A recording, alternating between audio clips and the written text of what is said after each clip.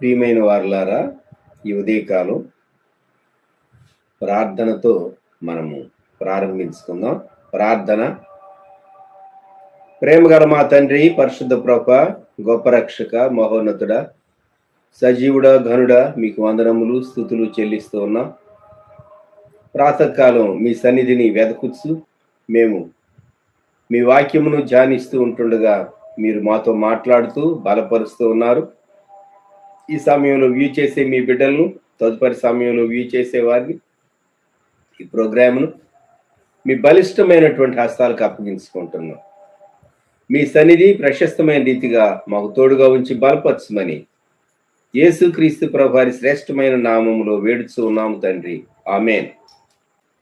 యథారీతిగా 91వ కీర్తన చదువుకుందాం. మనము సామ్ 91. మహోన్నతుని చాటున నివసించువాడే సర్వశక్తుని నీడను విశ్రమించువాడు. మహోన్నతిని చాటున నివసించువాడే సర్వశక్తి నీడను విశ్రమించువాడు. ఆయనే నాకు ఆశ్రయము, నా కోట, నేను నమ్ముకును నా దేవుడని నేను యెహోవాను గూర్చి చెప్తున్నాను. ఆయనే నాకు ఆశ్రయము, నా కోట, నేను నమ్ముకున్న నా దేవుడని నేను యెహోవాను గురించి చెప్పుచున్నాను. వేటకాని ఊరిలో నుండి ఆయన నిన్ను విడిపించును, నాశనకరమైన తెగులు రాకుండా నిన్ను రక్షించును. వేటకాని ఊరిలో నుండి ఆయన నిన్ను విడిపించును, నాశనకరమైన తెగులు రాకుండా నిన్ను రక్షించును. ఆయన తన రెక్కలతో నిన్ను కప్పును, ఆయన రెక్కల క్రింద నీకు ఆశ్రయము కలుగును. ఆయన సత్యము కేడెమును డాలునై ఉన్నది. ఆయన తన రెక్కలతో నిన్ను కప్పును, ఆయన రెక్కల కింద నీకు ఆశ్రయం కలుగును.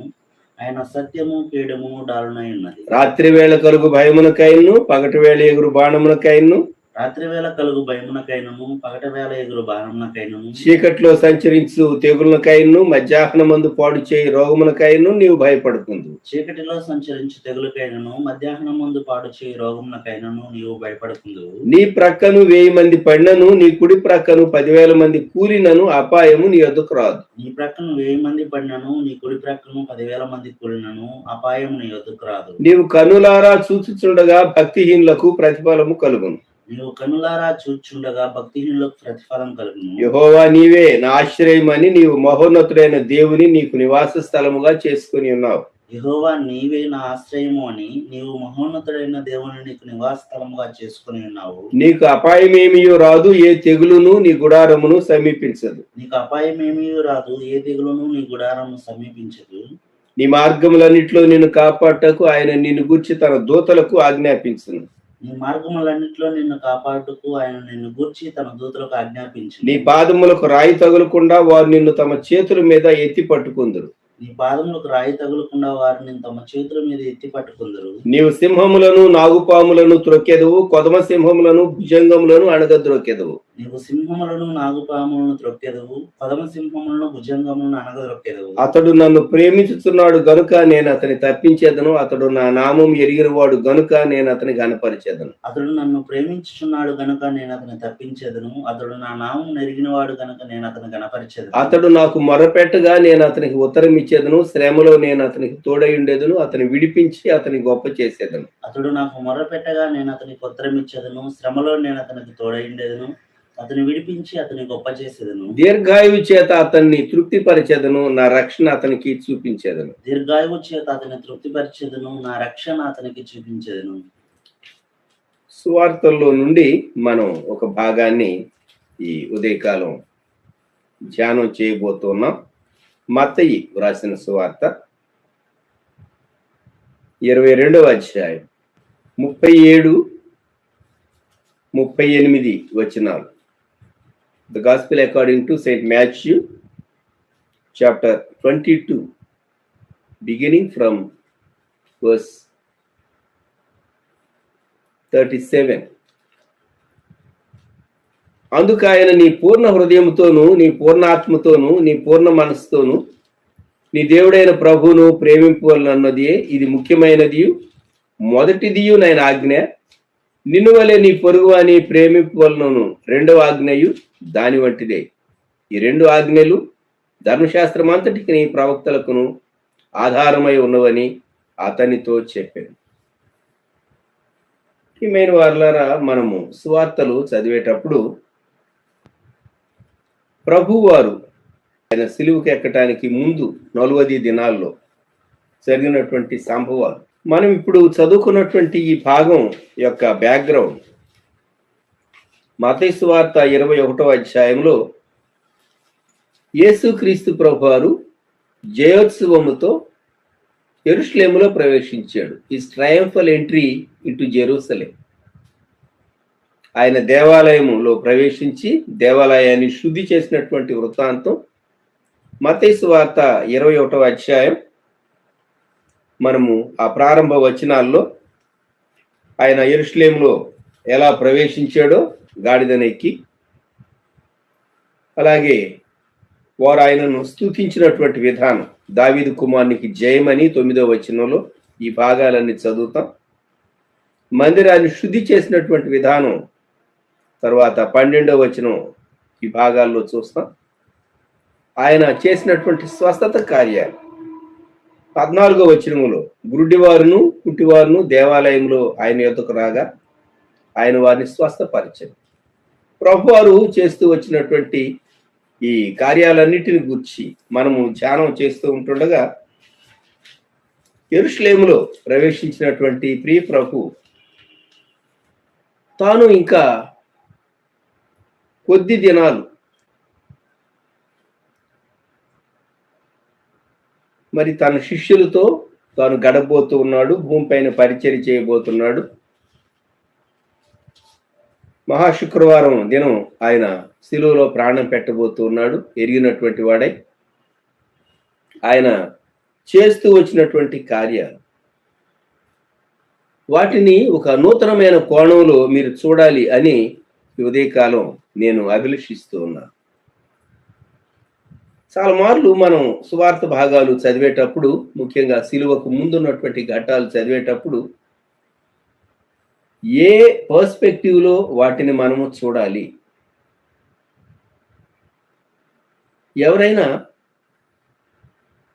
చాలా ప్రాముఖ్యమైనటువంటి ఈవెంట్స్కు మునుపు వారికి ఇవ్వబడినటువంటి సమయాలు, గంటలు, నిమిషాలు లెక్క వేసుకుంటారు. యేసుక్రీస్తు ప్రభు జన్మించిందే ఆయన శిలువలో మరణించడానికి, మన కొరకు ప్రాణం పెట్టడానికి. అయితే ప్రభువారు చేసినటువంటి పరిచర్య, ఆయన బోధించేటటువంటి పరిచర్య చేశాడు. శిష్యుల మనసులను సిద్ధపరిచేటటువంటి పరిచర్య చేశాడు. తండ్రి ఇంటిని గురించిన ఆసక్తి తనను భక్షిస్తూ ఉంటుండగా దేవాలయాన్ని ప్రభు శుద్ధి చేశాడు. తను విమర్శించేటటువంటి విమర్శకులకు ప్రభు ఒక ప్రక్క జవాబిస్తూ వచ్చాడు.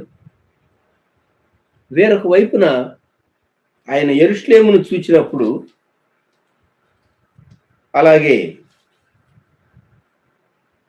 శాస్త్రులను పరిసయ్యులను చూచినప్పుడు యేసుక్రీస్తు ప్రభు యొక్క విలాపం 23వ అధ్యాయం 13వ వచనం నుండి అధ్యాయం చివరి వరకు గమనిస్తే, అయ్యో అనేటటువంటి మాట, అయ్యో వేషధారులైన శాస్త్రులారా పరిసయ్యులారా అని 13వ వచనం, 15, 16, అలాగే 23, 25, 27, 29 వచనాల్లో యేసుక్రీస్తు ప్రభువారు చాలా బాధతో అయ్యో అయ్యో అని ప్రభువు చెప్పినటువంటి మాటలు, అలాగే యెరూషలేము పట్టణాన్ని ఉద్దేశించి ఆ తరం తన మీదికి వ్యతిరేకంగా లేచినటువంటి ఆ ప్రజలను ఉద్దేశించి 37వ వచనం మత్తయి సువార్త 23:37, యెరూషలేమా యెరూషలేమా, ప్రవక్తలను చంపుచును నీ యొద్దకు పంపబడిన వారిని రాళ్లతో కొట్టుచును ఉండుదానా అని యెరూషలేమును ఉద్దేశించి ప్రభు బాధతో చెప్పినటువంటి మాట. ఇవన్నీ మనము జ్ఞాపకం చేసుకుంటే యేసుక్రీస్తు ప్రభు ఏది మాట్లాడాలో అది మాట్లాడారు. ఒక విధంగా ఆయన భావోద్రేకాలు కలిగినటువంటి వాడుగా భవిష్యత్తులో సంభవించబోయేదాన్ని చూస్తూ పట్టణాన్ని గూర్చి, ఆ తరాన్ని గూర్చి, ఆ దినాల్లో తను వ్యతిరేకించేటటువంటి పండితులైనటువంటి ఈ శాస్త్రులు పరిసయ్యులు వీరిని ఉద్దేశించి ప్రభు మాట్లాడినటువంటి మాటలు మనం మత్తయి సువార్త 21వ అధ్యాయం తరువాత మనము గమనించవచ్చు. 22వ అధ్యాయంలో ప్రభు చెప్పినటువంటి ఉపమానం. ఓ ప్రక్క ఆయన బోధించేటటువంటి పరిచర్య చేస్తూ వచ్చాడు. ఓ ప్రక్క ఆయన బోధించేటటువంటి పరిచర్య ఆయన కంటిన్యూ చేస్తూ వచ్చాడు. ఈ దినం మనం చదువుకున్నటువంటి భాగంలో యేసుక్రీస్తు ప్రభు దగ్గరకు ధర్మశాస్త్రోపదేశకుడు వచ్చి వేసినటువంటి ప్రశ్న మనము కాన్సన్ట్రేట్ చేస్తూ ఉన్నాం. ఆ పై వచనాల్లో మత్తయి సువార్త 22:23 వచనంలో పునరుద్ధానము లేదని చెప్పేది సద్దూకయ్యులు ఆ దినమున ఆయన యొద్దకు వచ్చి ప్రశ్న వేశారు. ప్రభు చక్కగా జవాబిచ్చాడు. వారు ఆశ్చర్యపడ్డారు. ప్రభు ఇచ్చిన జవాబు చివరి భాగం, ఆయన సజీవులకే దేవుడు గాని మృతులకు దేవుడు కాడని వారితో చెప్పెను. జనులది విని ఆయన బోధకు ఆశ్చర్యపడిరి. 34వ వచనం, ఆయన సద్దూకయ్యుల నోరు మూయించినని పరిసయ్యులు విని కూడి వచ్చింది. పరిసయ్యులు సద్దూకయ్యులు ఎప్పుడు అపోజ్ చేస్తూనే వచ్చారు. దేవుని చిత్తాన్ని అపోజ్ చేస్తూ వచ్చారు. విచారకరం ఏంటంటే వారు ఆసక్తి కలిగిన వారే, పాండిత్యం కలిగినటువంటి వారే, కానీ వారు దేవుని చిత్తానికి వ్యతిరేకంగానే వారు నిలవబడటం చాలా విచారకరమైనటువంటి విషయం. 35వ వచనంలో ధర్మశాస్త్రోపదేశకుడు ఆయనను శోధించుచు, వారిలో ఒక ధర్మశాస్త్రోపదేశకుడు ఆయనను శోధించుచు. టీచర్ ఆఫ్ లా, ధర్మశాస్త్రము యొక్క పరిసమాప్తి, ధర్మశాస్త్రము యొక్క నెరవేర్పు ప్రభు అయినటువంటి యేసుక్రీస్తు వారు. ఆయన యెరూషలేములో ప్రవేశించినటువంటి ఆ భాగాలన్నీ వారు ఆలోచించి మెస్సియా ఇలా ప్రవేశించాలని ముందుగా చెప్పబడింది కదా, ఇవి నెరవేరుతూ ఉన్నాయి, ఈయనే మెస్సియా అని వారు గ్రహించడానికి బదులు సాతాను వారి నేత్రములకు గురుడితనం కలుగు చేసినందువలన వారు ప్రభువును బాధించారు, ప్రభువును శోధించారు, ప్రభువును విమర్శించారు. ఈ ధర్మశాస్త్రోపదేశకుడు ఆయనను శోధిస్తూ వేసినటువంటి ప్రశ్న, బోధకుడా ధర్మశాస్త్రములో ముఖ్యమైన ఆజ్ఞ ఏదని అడిగాను. ఈ ప్రశ్న వేసినటువంటి ఆయనకు చాలా పాండిత్యం ఉన్నది. ఒక వ్యక్తి యొక్క జ్ఞానం ఉప్పొంగ చేస్తుంది మనిషిని. మానవుని జ్ఞానం అతిశయానికి దారితీస్తుంది. మన జీవితంలో మన జ్ఞానం ఏపాటిది? దైవ విషయాల్లో మనం కలిగినటువంటి జ్ఞానం కూడా చాలా పరిమితమైందే. ఎందుకు అంటే మత్తయి సువార్త 24వ అధ్యాయం యేసుక్రీస్తు ప్రభువారు యుగ సమాప్తికి సూచనలు మాకు చెప్పమని ఒలీవల కొండ మీద కూర్చున్నప్పుడు ప్రభువుని అడిగిన శిష్యులకు ప్రభువారు చెప్పినటువంటి జవాబు గమనించండి. మత్తయి సువార్త 24వ అధ్యాయం 6వ వచనం నుండి, మరియు మీరు యుద్ధములను గూర్చి యుద్ధ సమాచారములను గూర్చి వినబోదురు, మీరు కలవరపడకుండా చూసుకొనుడి, ఇవి జరగవలసి ఉన్నవి గాని అంతము వెంటనే రాదు. జనము మీదికి జనమును, రాజ్యం మీదికి రాజ్యమును లేచును, అక్కడక్కడ కరువులను భూకంపములను కలుగును, ఇవన్నీ వేదనలకు ప్రారంభము. మంచి దినాలు సూచనలు ప్రభు చెప్పారు. ఈ దినాల్లో ప్రపంచంలో కొన్ని భాగాల్లో జరిగేటటువంటి యుద్ధాలు కానివ్వండి, కొన్ని దేశాల్లో సంభవిస్తున్నటువంటి భూకంపాలు కానివ్వండి, ముఖ్యంగా మీడియాలో చూస్తూ ఉన్న దినాల్లో మనం ఉన్నాం. ప్రభు 2000 సంవత్సరాల ముందే ఈ విషయాలు చాలా తేటగా చెప్పాడు, కానీ మనకు అర్థం కాలేదు. వైరస్ వచ్చిన తర్వాత మనకు అర్థమైంది. ప్రభు అంచె దినాలు సూచనలు చాలా ముందే చెప్పారు కదా. ఇక్కడ ధర్మశాస్త్రోపదేశకుడు యేసుక్రీస్తు ప్రభువును తాను శోధిస్తూ వేసినటువంటి ప్రశ్న, బోధకుడా, ధర్మశాస్త్రములో ముఖ్యమైన ఆజ్ఞ ఏదని అడిగాను. బహుశా యేసుక్రీస్తు ప్రభు నీకు తెలుసు కదా ఏది అని చెప్పమంటే తన పాండిత్యం అంతటిని ప్రదర్శించాలి ఆ సమూహం ముందు అనుకున్నాడా ఈ టీచర్ అప్పులా? ఆలోచించండి ఒకసారి. మానవుడు చాలా సులువుగా అతిశయపడటం, పడిపోవటం, దేవుని చిత్తం నుండి తొలగిపోవటం, అది బలహీనమైనటువంటి మానవ స్వభావం. యేసుక్రీస్తు ప్రభు తనకిచ్చినటువంటి జవాబు మత్తయి సువార్త 22:37.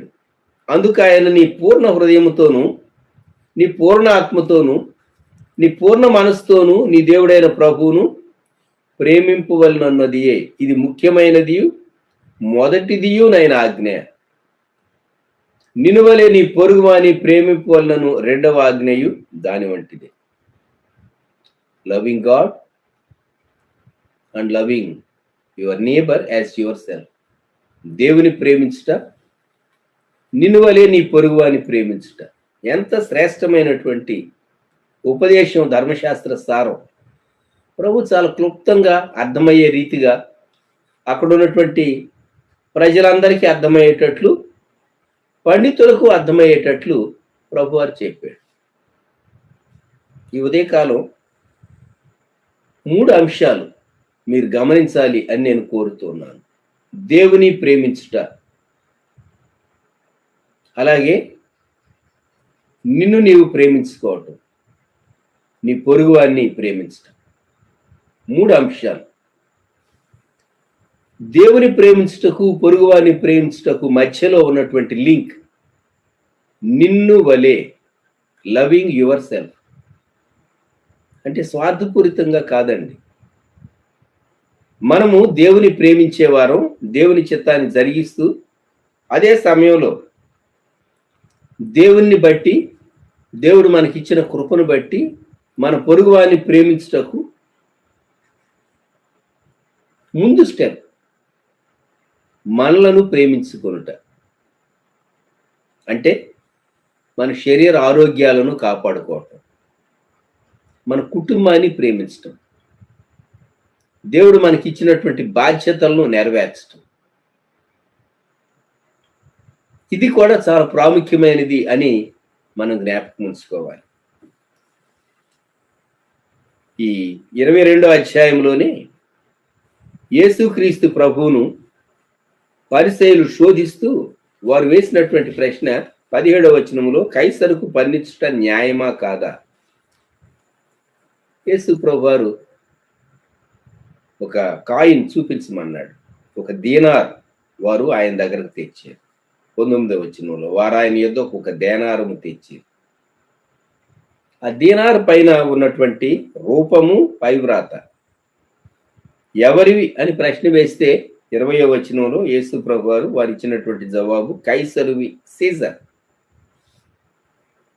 So render the things of Caesar unto Caesar and the things of God unto God. కైసరువి కైసరుకు, దేవునివి దేవునికి చెల్లించమని ఆయన 21వ వచనంలో, అలాగైతే కైసరువి కైసరునకును, దేవునివి దేవునికిని చెల్లించుడని వారితో చెప్పాను. వారి మాట విని ఆశ్చర్యపడి ఆయనను విడిచి వెళ్ళిపోయారు. పరిసయ్యులు గమనించండి, దేవుని ధర్మశాస్త్రం సరైన రీతిగా అర్థం చేసుకుని దేవుని చిత్తాన్ని గ్రహించి లోబడవలసినటువంటి, దేవుని చిత్తాన్ని జరిగించవలసినటువంటి ఆయన ప్రజలు ప్రభు బోధించినటువంటి కాలంలో ప్రభువును ప్రశ్నలు వేసి ఇబ్బంది పెట్టడానికి, తమ పాండిత్యాన్ని ప్రదర్శించుకోవటానికి, ప్రభువులో ఏదైనా తప్పు దొరుకుతుందేమోనని ఇలాగ వారు చేస్తూ వచ్చారు. ఈ ఉదయకాలం మనము ఒక ప్రశ్న వేసుకుందాం. నేను ఎంతగా ప్రభువును ప్రేమిస్తూ ఉన్నాను? ఇది మొదటి ప్రశ్న. రెండవ ప్రశ్న, నా పొరుగువానిని ప్రేమింపక మునుపు నన్ను నేను ప్రేమించుకొనుట అనేది నాకు సరిగా అర్థమైనదా? మనము ఇటీవల కాలం వరకు ఎవరికి షేక్ హ్యాండ్స్ ఇవ్వలేదు. ఒకప్పుడు మనము షేక్ హ్యాండ్ ఇచ్చేవాళ్ళు, కరచాలనం చేసేవారు. అయితే కరచాలనం చేయటం పూర్తిగా ఆ అలవాటును మనము మానివేశాం, ప్రక్కన పెట్టి వేసాం. ఎందుకని? దానివల్ల ఇన్ఫెక్షన్ వ్యాపించేటటువంటి అపాయం ఉంటుంది కనుక డిస్టెన్సింగ్ పాటిస్తూ వచ్చాం మనం. ఒక్కసారి వెనుదిరిగి చూసుకుంటే గడిచిన 3 సంవత్సరాలు లాక్డౌన్ ప్రకటించబడిన తర్వాత మనం వచ్చినటువంటి పరిస్థితులు, దేవుని ప్రేమిస్తూ మన కుటుంబాలను మనము, మనకు కలిగిన వారిని, మనల్ని మనం ప్రేమించుకుంటూ పొరుగు వారిని కూడా ప్రేమించుట అనేది మనకు చాలా బాగా అర్థమయ్యే రీతిగా దేవుడు మనకు నేర్పించాడు. గమనించండి. మనకు ముందున్నటువంటి తరం వారు మనం నేర్చుకున్నటువంటి ఈ విషయాలు వారు నేర్చుకోలేదండి. ఆరోగ్య విషయాల్లో మనం తీసుకున్నటువంటి ఈ జాగ్రత్తలు మన ముందున్నటువంటి తరం వారు తీసుకోలేదు అని మనం ఇంచుమించుగా చెప్పవచ్చు, ప్రత్యేకంగా ఇండియా దేశం. ఈ శానిటైజేషన్ కానివ్వండి, మాస్క్ ధరించడం కానివ్వండి, డిస్టెన్సింగ్ పాటించడం కానివ్వండి, ఇవన్నీ ఈ కాన్సెప్ట్స్ అర్థం చేసుకోవటానికి నిజంగా ఇవి నిజమేనా, ఇవి అవసరమేనా అని మరలా ఆలోచించుకుని మనం వాటిని పాటించడానికి ఒక డిసిప్లిన్ క్రిందికి రావడానికి చాలా స్ట్రగుల్ కావాల్సి వచ్చింది. మన చుట్టూ జరుగుతున్నవి మీడియాలో వింటూ చూస్తూ మనం సాగి వచ్చాం 3 సంవత్సరాలు. దేవుడు తన మహాకృపను బట్టి దేవుని ప్రేమించుట, మనల్ని మనం ప్రేమించుకొనుట, పొరుగువారిని ప్రేమించుట అనేటటువంటి అంశం ప్రభు మనకు నేర్పిస్తూ వచ్చాడు. ఎంత బాగా నేర్చుకున్నాం మనం. మొదట దేవుని ప్రేమించాలి. ఎలాగూ? నీ పూర్ణ హృదయముతో, నీ పూర్ణ ఆత్మతో, నీ పూర్ణ మనస్సు. ఇది అద్భుతమైనటువంటి విషయం. మనం పాట పాడేటప్పుడు గొంతెత్తి పూర్ణ శక్తితో పాడతామా? ఆరోగ్య విషయాల్లో ఎందరో లిమిటేషన్స్ కలిగి ఆయా పరిస్థితుల్లో నుండి వారు వెళుతూ ఉన్నారు. దేవుడు అనుగ్రహించినటువంటి జీవితం విలువైనది, ఆయుష్కాలము విలువైనది, ప్రాణము విలువైనది. అయితే దేవుడు అనుగ్రహించిన వీటన్నిటినీ సరైన రీతిగా డివైడ్ చేసుకోవటం, ఇది మనం నేర్చుకోవాలి. దేవుని ప్రేమించుటకు, పొరుగు వారిని ప్రేమించుటకు మధ్యలో నిన్ను వలె అనేటటువంటి మాట ఈ ఉదయకాలం ఒకసారి జ్ఞాపకం చేసుకుంటారా? నిన్ను వలె నీ పొరుగు వారిని ప్రేమించటం. ప్రియమైనటువంటి వారలారా, ఈ 22వ అధ్యాయంలో కైసరువి కైసరుకు, దేవునివి దేవునికి చెల్లించుట,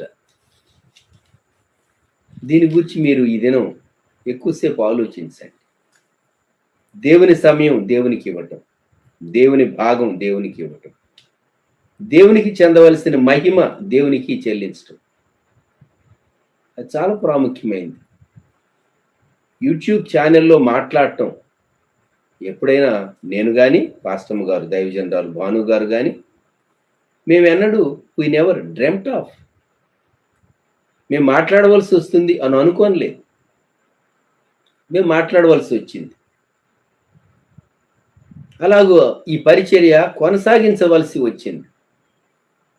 ఈ ప్రాతకాల పరిచర్య 3 రీతులుగా కొనసాగిస్తూనే వచ్చాను. ఒకటి, నేరుగా మేము కూర్చుని మాట్లాడుతూ టెలికాస్ట్ చేయబడుతూ వచ్చిన సమయాలు ఉన్నాయి. ముందుగా రికార్డ్ చేసి కొన్ని అటాచ్ చేసి మీ కొరకు ప్రీమియర్ పెట్టబడినటువంటి సమయాలు ఉన్నాయి. మూడవది అన్నిటికంటే కష్టమైనది, జ్ఞాపకం పెట్టుకోనండి, అంతకు మునుపు ఇవ్వబడినటువంటి సందేశాలు ప్రతి సెంటెన్స్, ప్రతి మాట, 1కి 2 పర్యాయాలు చాలా కేర్ఫుల్గా వింటూ ఎడిట్ చేసి మరలా మీకు అందించడం జరిగింది. మీరు అనుకోవచ్చు, ఓల్డ్ మెసేజెస్ ఎందుకు ఎడిట్ చేయవలసి వచ్చింది? ఒక వర్తమానం అందించడానికి ఒక దైవజన సిద్ధపాటు ఎన్నో గంటలు ఉంటుందని మనం జ్ఞాపకం ఉంచుకోవాలి. అన్నిటికంటే క్లిష్టతరమైంది, దేవుడు ఏ దినం మనం ఉంచబోయేటటువంటి సందేశం ఆ దినం కొరకు దేవుని ఆత్మ ప్రేరణతో నడిపిస్తూ ఉన్నాడనేది నిశ్చయం చేసుకోవటం, ఆ సందేశాన్ని ఎడిట్ చేయటం. అంతేకాదు, ఓ ప్రక్క ప్రీమియర్ రన్ అవుతూ ఉంటుండగా ఛానల్లో అన్నెసరీ కామెంట్స్ పెట్టేటటువంటి వారిని గమనిస్తూ డిలీట్ చేస్తూ లైవ్ చాట్లో ఏకీవించేటటువంటి వారి పేర్లు చూస్తూ వారి కొరకు ప్రార్థిస్తూ వచ్చాము అని నేను చాలా ధైర్యంగా చెప్పగలను ప్రభువుని బట్టి. This is a new experience. ప్రియమైనటువంటి వారిలారా, జ్ఞాపకం ఉంచుకుందాం. దేవుడు తగిన వేళ దేవుని బిడలకు ఆధ్యాత్మిక ఆహారాన్ని అందించడానికి దేవుడు మమ్మలను నడిపించిన రీతిగా, మేము బైబిల్ స్కాలర్స్ కాదు, నేను దైవజనరాలు, దాంపత్య జీవితంలో ప్రభువును కనపరచడానికి, దేవుని వాక్యాన్ని నేర్చుకోవటానికి, దేవుని వాక్యాన్ని అందించడానికి, నేర్పించడానికి ప్రభు మాకు కృప అనుగ్రహిస్తూ వచ్చాడు. అది దేవుని మహాకృప.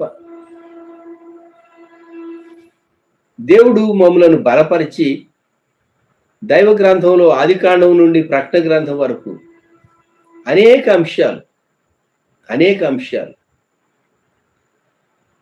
ముఖ్యంగా షారోన్ విశ్వాసులకు నేర్పించడానికి ప్రభు సహాయం చేశాడు. ఎంత గొప్ప కృప! దేవుని ప్రేమించినటువంటి వారంగా మన ప్రాణాత్మ దేహములు ఆయన అధికారం క్రిందికి తీసుకుని వచ్చి పరిచర్య చేయటం అది అంత స్వల్పమైనటువంటి విషయం కాదు అని దయచేసి జ్ఞాపకం ఉంచుకోనండి. ఈ ధ్యానాలు ఉదయకాలం కొనసాగించడానికి ఇంకొక ప్రత్యేక కారణం ఏంటంటే, ఎవరైతే ప్రాతకాలం ఈ ధ్యానాలు వీక్షిస్తూ వచ్చారో ముఖ్యంగా వారి యొక్క దేహం అర్లీ అవర్స్లోనే వారు మేల్కొని ఉండటానికి, దేవుని వాక్యం వినటానికి ట్యూన్ అయిపోయిందండి. దేవదూతలే వచ్చి మిమ్మల్ని లేపినట్టు మీ సెల్లో అలారం మోగక మునిపే మీరు చాలామంది లేచి మీరు ఏకీభిస్తూ వచ్చారు, ప్రభువును మహింపరుస్తూ వచ్చారు. మీ పేరు ప్రక్కన ప్రైజ్ ది లార్డ్ అని మీరు పెడుతూ వచ్చారు. నేను ఎరుగుదును. దేవునికి స్తోత్రం. ఇది మనము ఒకప్పుడు నడిచినటువంటి బాట కాదు. ఈ ప్రభువును ప్రేమించిన వారు మాత్రమే కొంత నిద్ర సాక్రిఫైస్ చేసుకుని కొంత మనం ముందుగా లేచి ఏకీవించి 91వ కీర్తన చదువుతూ ఉంటే ఆమెన్ ఆమెన్ ఆమెన్ అని వారి పేర్లు ప్రక్కన ఆ 91వ కీర్తనలో ఉన్నటువంటి వాగ్దానాలు చదువుతూ ఉండగా ఓ ప్రక్క మా గొంతు నేను కానీ, పాస్టమ్ గారు భానుమ్మ గారు కానీ, గౌతమ్ కానీ మేము చదువుతూ ఉండగా రాజ్ కుమార్ యొక్క స్వరం రెస్పాన్స్ మీకు వినబడుతూ ఉంటుంది బ్యాక్గ్రౌండ్లో, రిపిటేషన్. దేవుడు బలపరిచి నడిపించాడు. దేవునికి ఎంత స్తుతి చెల్లించాలి ఈ ఉదయకాలం. ప్రభువును ప్రేమించుట, మనల్ని మనం ప్రేమించుకుంట, కాపాడుకుంటా. మనల్ని మనం ఎందుకు ప్రేమించుకోవాలి అంటే, మనం దేవుని కొరకు దేవుని చిత్తాన్ని జరిగించడానికి కొనసాగే నిమిత్తము అని జ్ఞాపకం ఉంచుకోండి. ఇటీవల సహోదరులు ఆవుల ప్రసాదరావు గారితో నేను వారితో పలుమార్లు మాట్లాడుతూ వచ్చినప్పుడు నేను వారితో చెప్పినటువంటి విషయం ఇదే.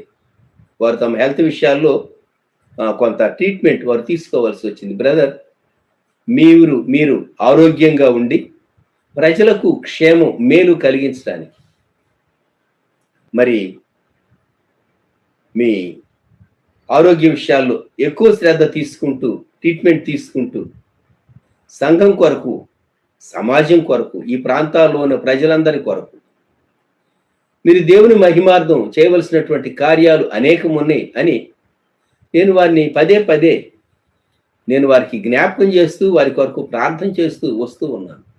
దేవుని మహాకృపను బట్టి వారి ఆరోగ్య విషయాల్లో దేవుడు ఎంతో సహాయం చేశారు. దేవుడు వారి పక్షంగా చూపినటువంటి కృపను బట్టి ప్రత్యేకంగా ప్రభువుకు స్తుతి చెల్లిస్తున్నాను. లైవ్ చాట్లో ఏకీవించేవారు తెలుగులో చక్కగా 4-5 వాక్యాలతో వారు ప్రాతకాల ధ్యానాలు ఆత్మీయంగా వారిని ఎలాగో బలపరుస్తూ ఉన్నవో వారి యొక్క కామెంట్స్ మీరు చదువుతూ ఉండుంటారు.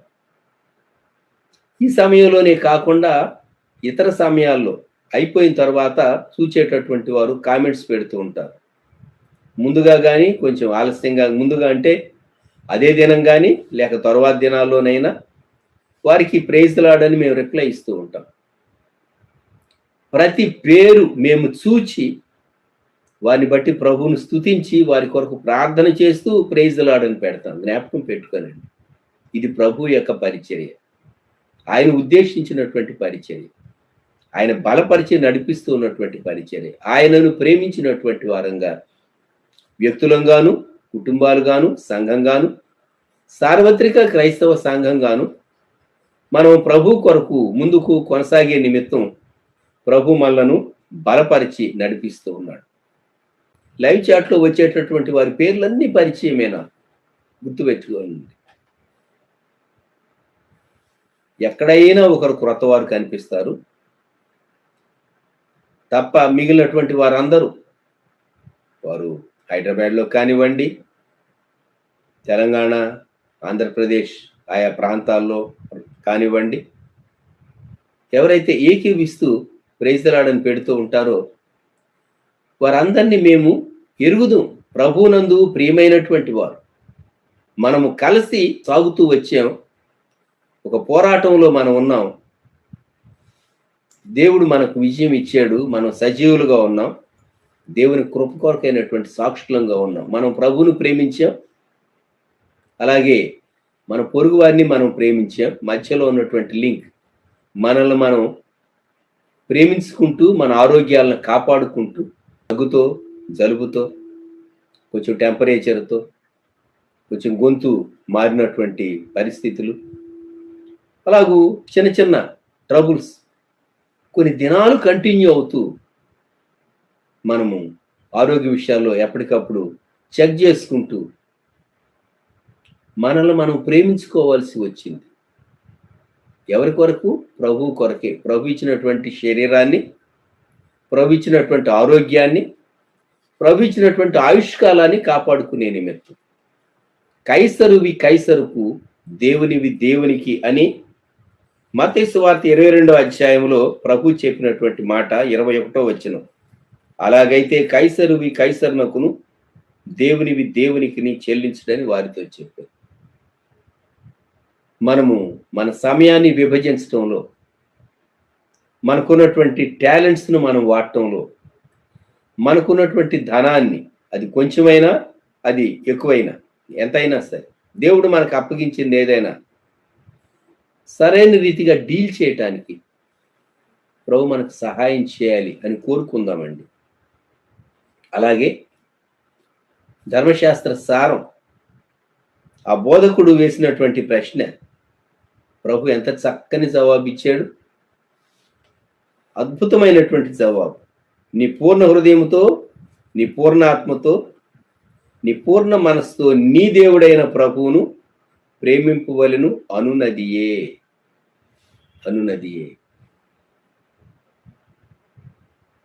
యూదులు ధర్మశాస్త్రం యొక్క ఆజ్ఞలు వ్రాసినటువంటివి వారు నొసట బాసికంలాగా కట్టుకుంటూ ఉంటారు.